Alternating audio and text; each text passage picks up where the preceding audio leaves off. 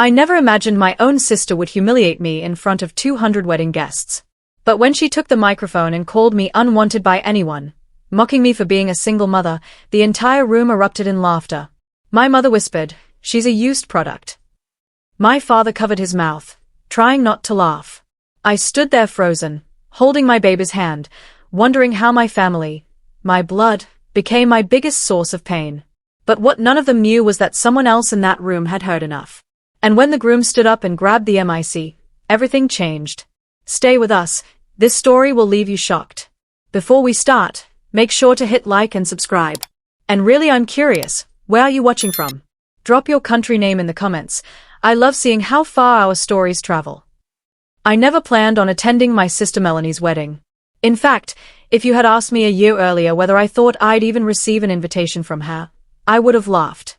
Melanie and I hadn't spoken in months, not because of one big fight, but because of 1,000 tiny cuts that had slowly, deliberately pushed me out of the family circle. She always found ways to remind me that she was the successful daughter, the one our parents bragged about at family gatherings, while I was the single mother who had ruined her own life. So when the envelope arrived in my mailbox, a thick ivory card with gold edges, I stared at it for a long time. My name was handwritten in Melanie's perfect cursive, as if she had personally taken the time to invite me. That alone felt suspicious. My stomach tightened as I opened it. "We hope you will join us on this special day." Just 10 words. Not even my name. Not even love, Melanie. It felt more like a formality than a genuine invitation. A box she could tick so no one could accuse her of excluding me. I placed the card on the kitchen counter and looked over at my son, Liam, sitting on the floor playing with his toy cars. His tiny hands pushed the red one forward as he made little engine sounds, completely unaware of the turmoil swirling inside me. Part of me wanted to ignore the invitation and pretend it never arrived. Why subject myself to a room full of people who still saw me as a mistake? Why let Melanie have another opportunity to degrade me, even indirectly? But then my phone buzzed. It was my mother.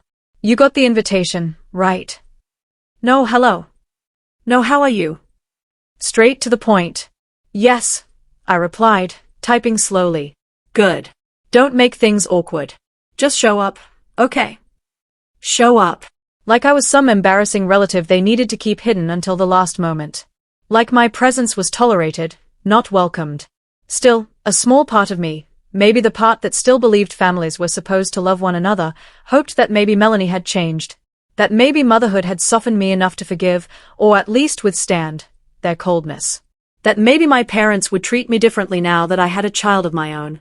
So I made the decision. "I'll go," I whispered to myself, though no one was there to hear it. For Liam. So he would know that his mother didn't run from hard things. That she showed up, even when it hurt. I folded the invitation and placed it back into its envelope. The date circled in gold shimmered under the kitchen lights, and for a moment, I felt a chill. Something told me this wedding would change everything. To understand why that wedding invitation felt like a trap, you'd have to understand my family, especially my sister Melanie. From the moment we were old enough to walk, people compared us. She was the golden daughter, born with a natural glow that drew attention. Teachers adored her.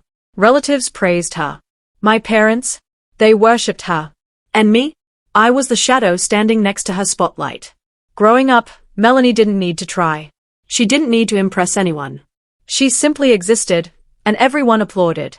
Straight A's? Of course. Dance trophies? Naturally. A perfect smile.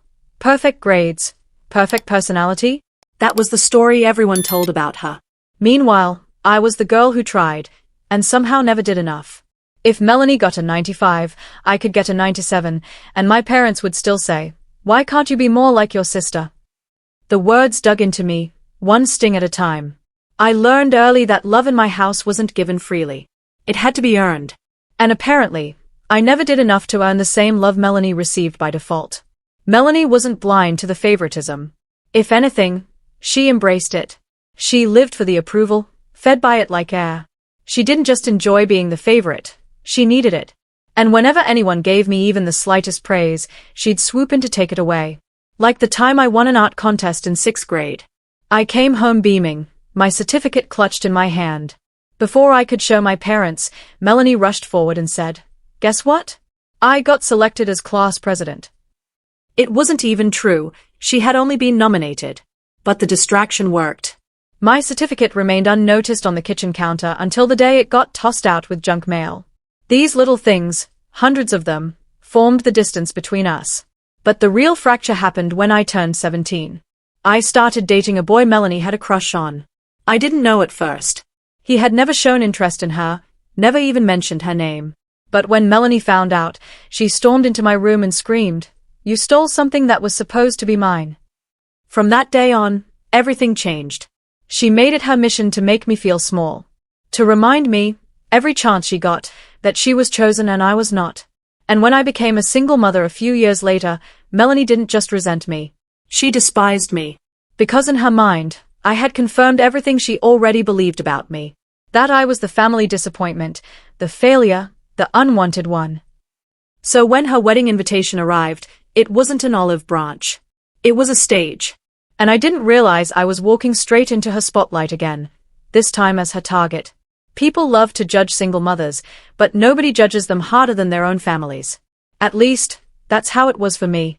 When I found out I was pregnant with Liam, I was terrified, but also strangely hopeful. I thought maybe becoming a mother would give me the sense of belonging I never had growing up. I imagined my parents crying happy tears, finally proud of something I had created all on my own. Instead, my mother stared at the pregnancy test like it was a death sentence. "You're having his baby," she said, her voice sharp enough to cut glass. My boyfriend at the time, Evan, had already started drifting away, losing interest as soon as life became real. I wasn't surprised when he panicked and disappeared a month later, claiming he wasn't ready. He blocked my number 2 weeks after that.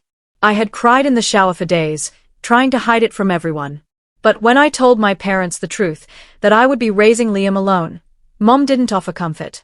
She offered judgment. "You see," she snapped. "This is what happens when you don't listen to us. No man wants a girl who doesn't think ahead." Dad didn't defend me. He never did. He just sighed and mumbled something about consequences. "Melanie?" She didn't even pretend to hide her satisfaction. "Wow," she said, smirking. "At least now we know why he left." That was the moment I learned a painful truth.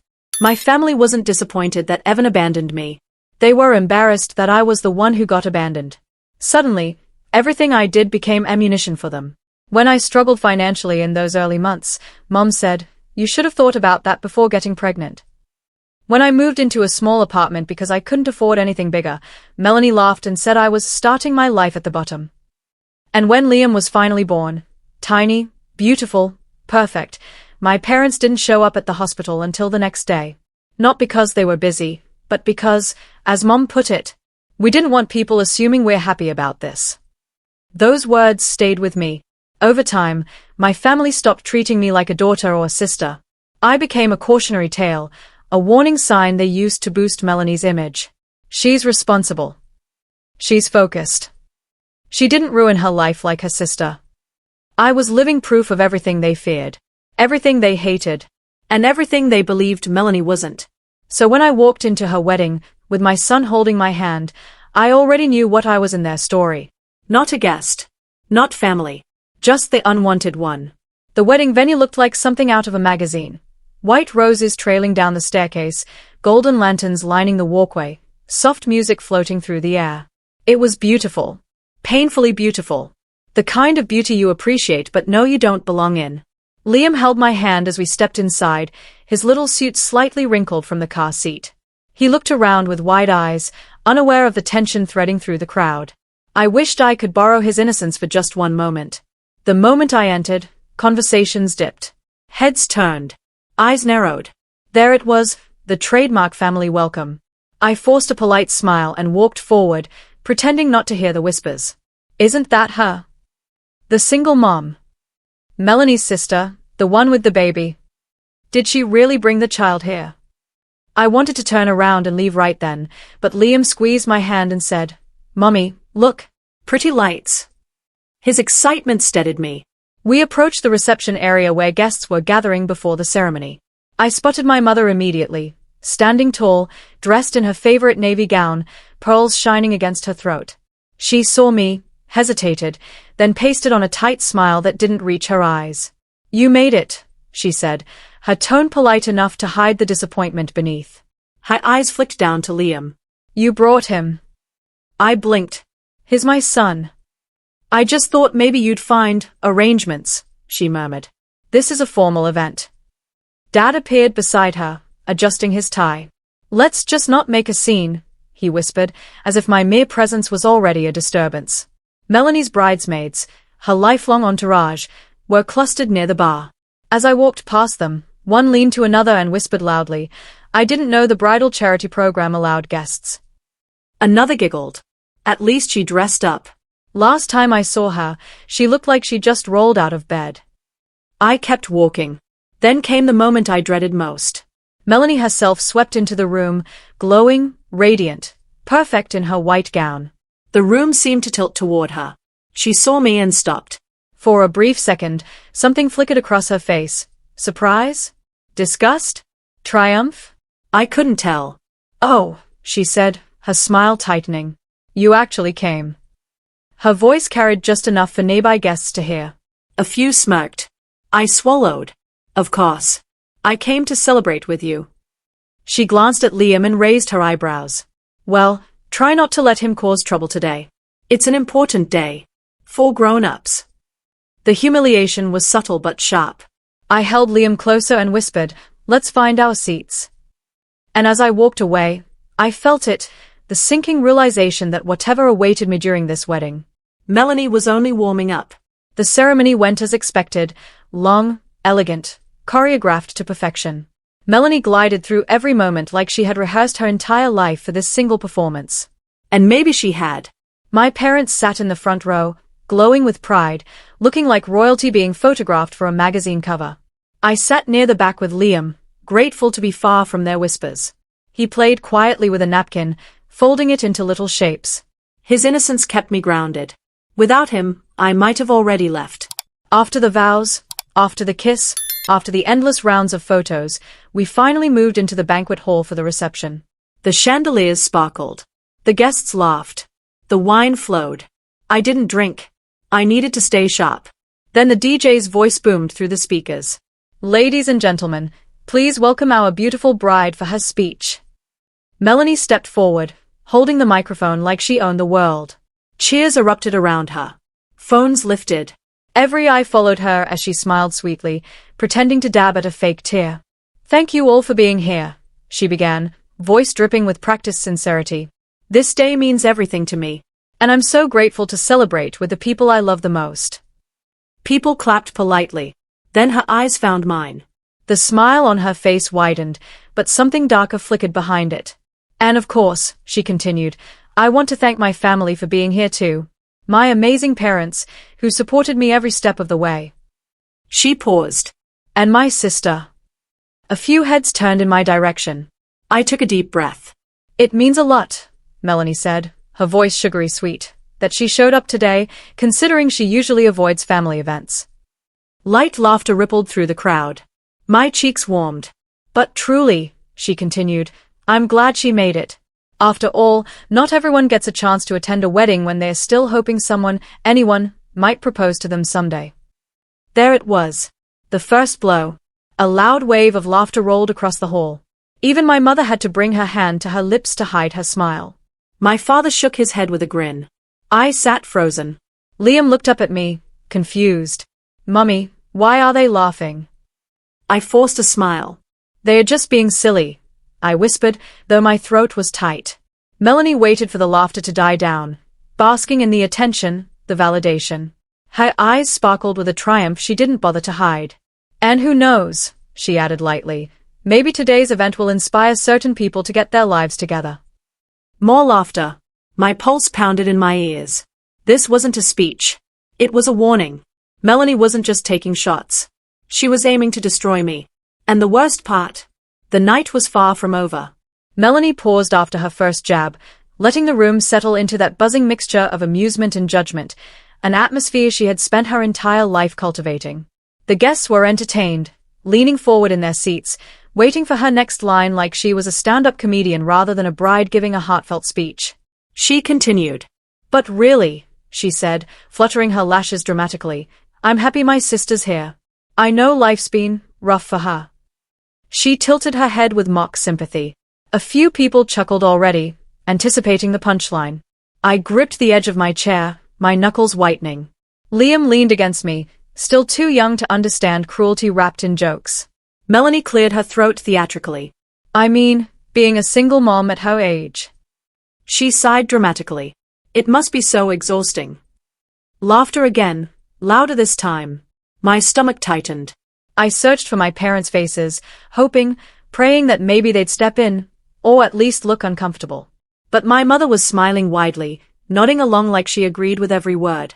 Dad tried to hide his grin, but I saw the way his shoulders shook with silent laughter. It felt like the ground beneath my chair was slowly cracking open. And honestly, Melanie continued, we should all applaud her for actually putting on makeup tonight. She looks almost put together. Another burst of laughter rippled through the room. My mother actually leaned toward a distant aunt and whispered something that made them both cover their mouths, giggling behind their hands like teenagers. My chest tightened. My face felt hot. My vision blurred around the edges. But Melanie wasn't finished. She held up her wine glass, swirling it casually. You know, growing up, I always worried about her. I mean, she was always lost. Never made the best decisions. She shrugged. But look at her now. She's trying her best. And that's what matters. Trying my best. To simply exist. To raise my son. To stay afloat. She made my entire life sound like a charity effort. A few guests glanced my way with pity, others with amusement. Some didn't look at me at all, as if staring at the unwanted sister might be bad luck. Then Melanie leaned into the microphone and whispered loudly enough for the entire hall to hear. Don't worry, sis. We still love you, even if no one else does. The room erupted. Full, roaring laughter. My mother couldn't contain herself. My father wiped tears of laughter from his eyes. And I? I sat still, frozen in humiliation, every cell in my body telling me to run. But Liam tugged my sleeve. Mummy, he whispered. Why are they being mean to you? I swallowed hard. Because the people who were supposed to love me never really did. Melanie waited for the laughter to fade, savoring every second as if each chuckle validated her cruelty. Her grip on the microphone tightened, and the gleam in her eyes told me she wasn't finished, not even close. She had saved something. Something bigger. Something meant to break me completely. She gently tapped the microphone, bringing the room back to silence. But honestly, she said, smiling sweetly, I've always admired my sister's resilience. A few people nodded, fooled for a moment. She turned her body slightly so she was facing me fully. Her smile sharpened. No matter how many times life proves she's unwanted. My heart stopped. The air disappeared from my lungs. She still keeps going. A stunned murmur passed through the hall. Then someone at the front snorted. Then another laughed. And suddenly, the entire room erupted, again. Unwanted. The word echoed, bouncing off the walls like a slap. My mother covered her mouth, shaking with laughter. My father leaned back in his chair, shoulders trembling. Even a few older relatives wiped tears from their eyes. Not one person, not one, looked shocked. Not one stepped in. Not one said, that's enough. I sat motionless, every muscle stiff. Liam's small hand gripped my arm, sensing the shift in my breathing. Mummy, he whispered. I blinked rapidly, forcing myself not to cry. Not here. Not in front of strangers. Not in front of the people who wanted to see me break. Melanie kept going, as if she were reading a well-rehearsed script. I mean, really, she said with a shrug, who chooses to be a single mom? No husband, no support, no stability. She paused, letting the silence stretch. But hey, at least she has her little boy. Someone shouted, a consolation prize. Laughter. So much laughter. I felt Liam recoil slightly, as if even he understood they were mocking us both. Melanie raised her glass once more. To my sister, she announced boldly, who shows us that even if nobody wants you. She emphasized the words slowly, deliberately. You can still show up. The crowd clapped. Some cheered. My parents beamed with pride as though their daughter had just delivered a comedy masterpiece. The room blurred. My pulse thudded painfully in my ears. Unwanted. Unwanted. Unwanted. The word tore through me like a knife, slicing through every scar I had learned to live with. I wanted to stand up. I wanted to scream. I wanted to disappear. But Liam was still holding my hand.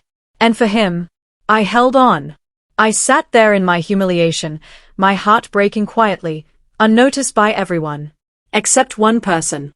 Because when the laughter finally died down, a voice from the head table murmured something under his breath. The groom. And his eyes were locked on Melanie with something I had never seen before. Disgust. When the last wave of laughter faded, the room settled into an uneasy silence, the kind that follows a moment everyone knows went too far, but no one wants to admit it. Melanie soaked up the attention, smiling triumphantly as she lowered the microphone. But the smile on her husband's face, Daniel's, didn't match hers. In fact, he wasn't smiling at all. He sat stiffly at the head table, jaw clenched, fingers drumming against the linen tablecloth. His eyes weren't warm or celebratory, they were cold, sharp, focused entirely on his new bride.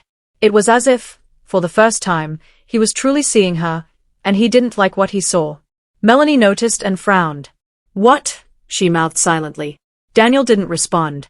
His eyes flicked to me, briefly, gently, and in that single glance, I saw something startling. Sympathy. Concern. Anger, but not at me.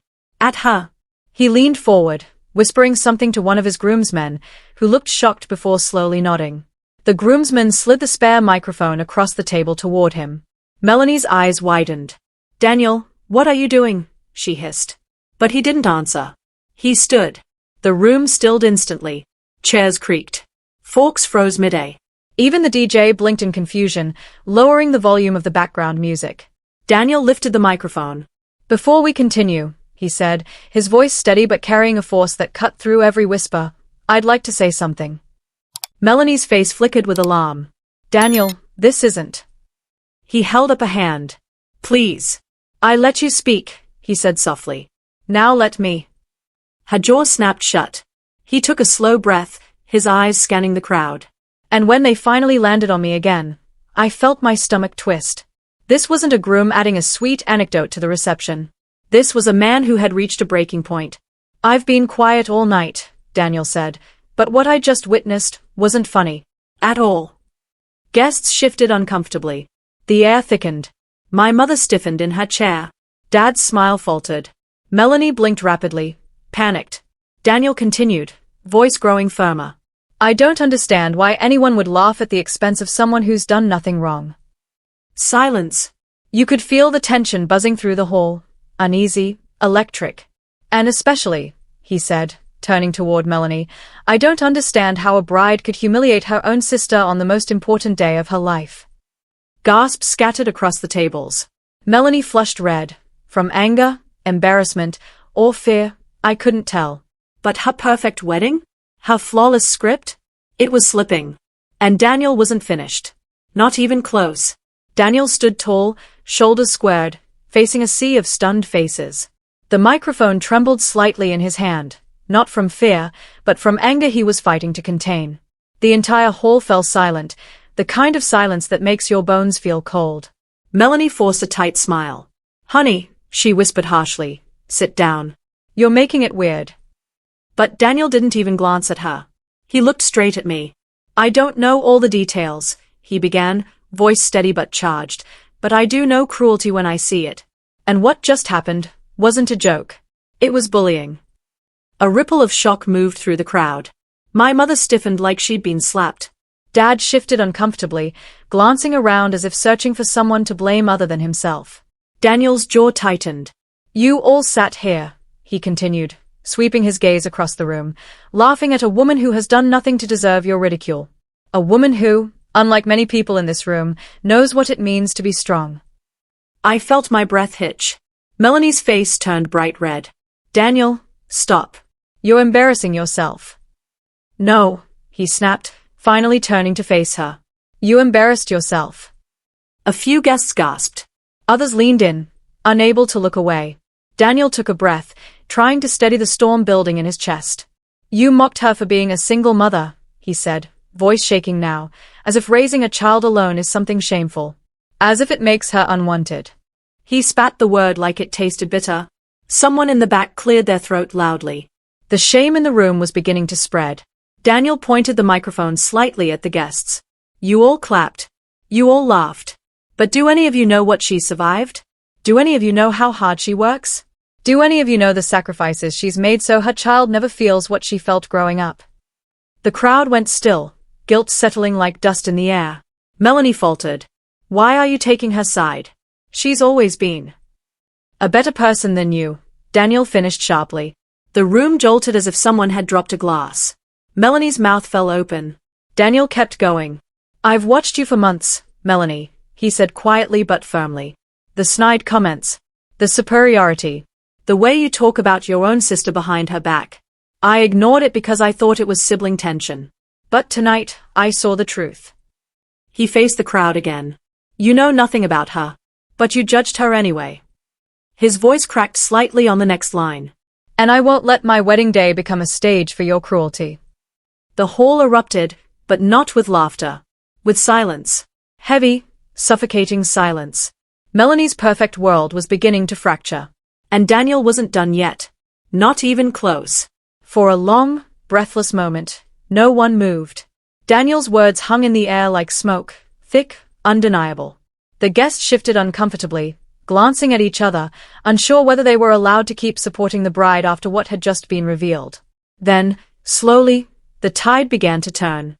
A woman at the third table whispered loudly, "That was really cruel," what she said. Her husband nodded stiffly. Yeah, that wasn't a joke. That was mean. On the other side of the room, one of Melanie's former college friends leaned toward her date and muttered, "I always thought she was a bit much." Her date replied, "A bit?" That was vicious. People who had laughed earlier now looked embarrassed, some staring down at their plates, others avoiding eye contact with anyone who might remember their applause. The shame spread in waves. My mother was the first to react.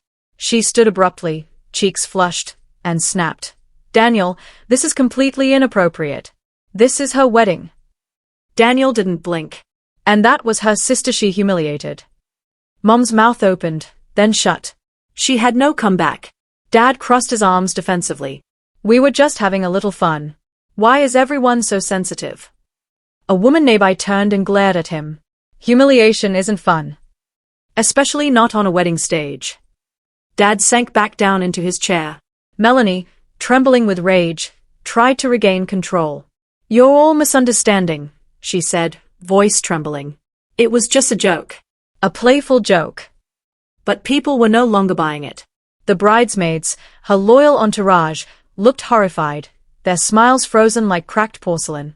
One even stepped slightly away from Melanie as if suddenly realizing aligning with her wasn't good for her own reputation. At a table near the back, an older aunt shook her head disapprovingly. "Calling your own sister unwanted, who does that?" Another relative murmured, "I didn't know she was like this." Every whisper chipped away at Melanie's perfect image. Daniel stepped away from the head table and started walking toward me.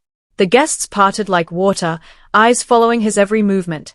My heart hammered in my chest, not because I feared him, but because someone, finally, was standing up for me. Melanie's voice rose in panic. "Daniel, come back here. This is my day." He turned slightly. "And you ruined it the moment you opened your mouth." Gasps echoed again. Melanie's eyes widened, tears forming, but not from remorse. From embarrassment. Her carefully crafted reality was collapsing in front of her guests. Her reputation, gone. Her image, shattered. And the guests? They weren't on her side anymore. They were on mine.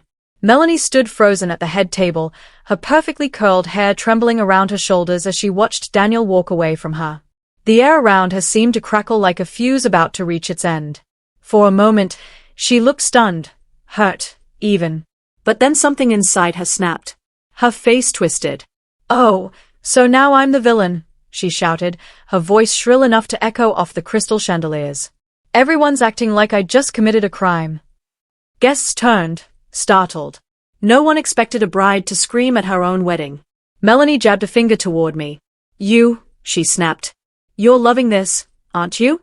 Playing the victim like you always do." I froze. My mouth opened, but no words came out. Daniel stepped between us, voice firm. "Melanie, stop." She shoved his arm away. "Don't you dare defend her. You don't know what she's really like." Her bridesmaids tried to approach, but she waved them off violently. Oh please, she spat. She's been jealous of me her whole life. Always whining, always failing, always needing help. A guest interrupted. This isn't the time. No. Melanie screeched, pointing wildly. You all want the truth? Fine. Let's talk about how she ruined her own life. How she got pregnant by a guy who didn't even want her. How she made our family look pathetic. The crowd gasped. My throat tightened. Liam pressed closer to me, confused and scared. Daniel's face reddened with fury. Enough, Melanie. But she was spiraling, unstoppable. She shows up to my wedding, she continued, voice cracking, acting all innocent, making everyone feel sorry for her like she's the victim and I'm the monster. She loves attention. She lives for pity. People recoiled. Even those who had once admired her now looked horrified. Melanie, my mother whispered urgently, stepping forward. Calm down. Don't tell Emmy to calm down. Melanie snapped, turning on her own mother. You always take her side. You always pretend she's some fragile little flower. She's not. She's weak. She's nothing. A stunned silence swept through the hall. My mother looked like she'd been slapped. My father stared at Melanie in disbelief. But Melanie wasn't done. She laughed, high, brittle, unhinged. You all want to hate me now? Fine. But let's be honest. She has no husband. No career. No life. She's an embarrassment, and she always has been. The room fell still. Shock. Disgust.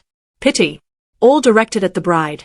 Melanie stood there panting, chest heaving, mascara streaking down her cheeks, no longer the perfect angel she'd pretended to be. For the first time that night, her true self stood exposed before everyone. And there was no going back. For a full 10 seconds, no one breathed. Melanie's meltdown still hung in the air, thick and suffocating. Her dress shimmered under the lights, but she no longer looked like a bride. She looked like a ticking bomb that had finally exploded. Daniel exhaled slowly, the muscles in his jaw tight as stone. I wasn't going to say anything, he began quietly, too quietly. The microphone picked up every word, carrying it through the hall like a confession in a cathedral. But after what you just said, I don't have a choice. Melanie's eyes widened. Daniel, don't. He didn't look at her. Instead, he turned toward the guests, toward me. When I proposed to Melanie, he said, voice trembling, I thought I knew the woman I was marrying. I thought she was confident, kind, strong. A few guests nodded cautiously, unsure where he was going. But what I didn't know, he continued, his voice growing firmer, was how cruel she could be. Melanie grabbed his arm desperately. Daniel, stop it. Please. He stepped away from her. Do you all know, he said, addressing the crowd, that during the entire wedding planning, Melanie made it her mission to embarrass her sister? The whispers started immediately. She told vendors that her sister might show up looking cheap. She asked the photographer to avoid taking too many pictures with her in them. She even joked that she would seat the single mother in the back where no one can notice her. Melanie gasped. That's not what I... Daniel raised his hand. And that's not all. Every head in the room leaned in. He inhaled deeply, pain flickering across his expression. When your sister found out Melanie was getting married, she actually sent a message asking if there was anything she could help with. Something small, something supportive. He looked at me. My heart twisted. It was a kind, sincere message. Then he turned to the crowd again. And do you know what Melanie said to me afterward? Silence. She laughed and said, she's just trying to look useful. Single moms always want attention. Gasps erupted around the room. My chest tightened, but not from pain, from validation. Someone had seen. Someone had heard. Daniel wasn't finished. And when Liam was mentioned, he swallowed hard. She said children like him were wedding parasites who ruin photos. The crowd recoiled in horror. Melanie's face drained of color. Daniel, stop. They are going to think I'm awful. He looked at her with heartbreaking clarity. They are going to think the truth. Silence fell again, deep, heavy, final. Daniel lowered the microphone, his voice barely above a whisper. I didn't know who I was marrying. Melanie staggered backward, shattered. Her perfect image? Gone. Her control? Gone. Her lies? Exposed. And for the first time in my life, someone defended me publicly. Someone told the truth. And the room finally saw Melanie the way I had seen her for years. The ballroom, once filled with music and laughter, now pulsed with something sharper, shame. Melanie stood at the center like a cracked statue, mascara smeared, breath uneven. The bride everyone had admired was unrecognizable. And Daniel, her brand new husband, stood several feet away, arms crossed, heartbreak etched across his face. No one knew what to do. Then one woman, an older aunt, slowly rose from her seat. She shook her head disapprovingly at Melanie and whispered to her husband, "This is disgraceful." She walked out. A quiet ripple followed. Another couple stood, murmured something under their breath, and left too. Within seconds, it began, a silent procession of disapproval. Guests rose table by table, gathering their things, avoiding eye contact, shaking their heads. One bridesmaid whispered harshly, "I told you she had a mean streak, but this." She stepped out of the group and hurried toward the exit. Others followed. Melanie spun, panic tearing through her face. "Where are you all going?" "Don't leave. This is my wedding." Her voice cracked on the last word. My mother stepped toward her, tearful with humiliation, but not remorse. "Melanie, stop yelling," she hissed. "You're making us look bad." "Making us look bad." Melanie screamed. "You laughed. You thought it was funny." My mother froze, caught, exposed. Dad rubbed his forehead, shaking with embarrassment. He tried to speak but nothing came out. Daniel finally set the microphone on the table, his voice low but resolute. "I think the reception is over." The DJ stared at him, confused. "But, we still have the first dance, the cake." Daniel shook his head. "Stop the music." The DJ obeyed instantly. The hall fell into a cold, eerie silence. Melanie staggered forward. "Daniel, you can't just, this is our wedding." "No," Daniel said quietly. "This is your chaos." Gasps whispered through the few remaining guests. Melanie looked around desperately, searching for someone, anyone, who would defend her. But the people who once admired her now wouldn't meet her eyes. Finally, she saw me. Her expression twisted. "This is your fault," she screamed across the room. "You ruined everything. You stole my moment." "You always do." I didn't move. Didn't react. Didn't flinch. For once, her words didn't land. For once, everyone saw the truth. A waiter quietly dimmed the lights, signaling the end. Another opened the doors wider to let the stream of guests exit faster. Within minutes, the lavish ballroom, once glowing with celebration, was nearly empty. Only a few stunned faces remained. The wedding Melanie had spent months planning was collapsing in ruins around her feet, and she had no one left to blame but herself. When the last cluster of guests disappeared through the ballroom doors, the room felt hollow, like a stage after the actors had abandoned their roles, leaving behind scattered props and broken illusions. The floral centerpieces still glowed under the lights, but everything else looked drained, suffocated by what had unfolded. I stood near the back, holding Liam's hand. He leaned his head against my hip, tired and overwhelmed. I was ready to slip out quietly, unnoticed. This wasn't my moment. It wasn't my fight. I had already endured more than I ever wanted. But then... Wait. I turned. Daniel was walking toward me, his tie loosened, his expression tangled in exhaustion and regret. He looked older than he had an hour ago, as if truth had aged him all at once.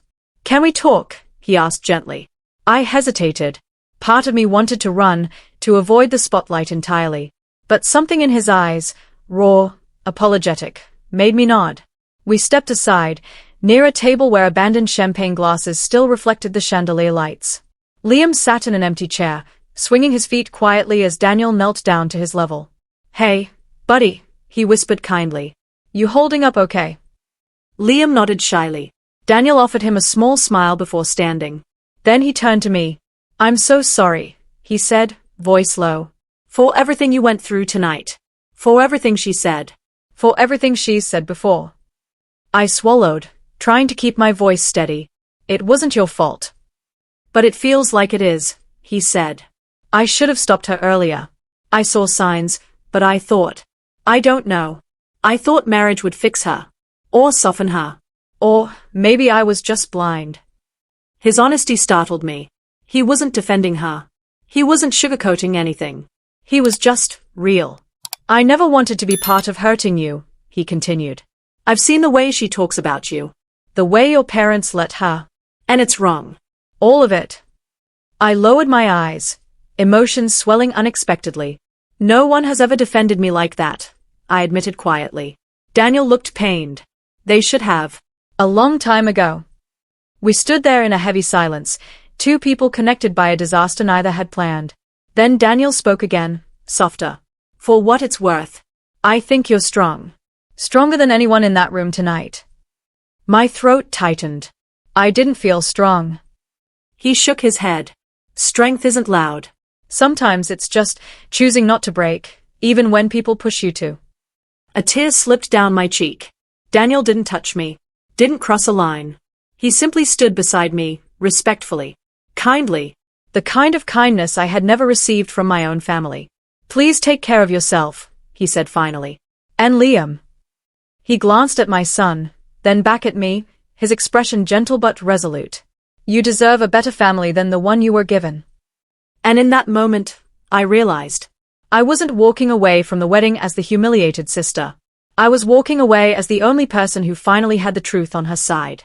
A year can change everything. 12 months after the wedding disaster, I stood in my new apartment.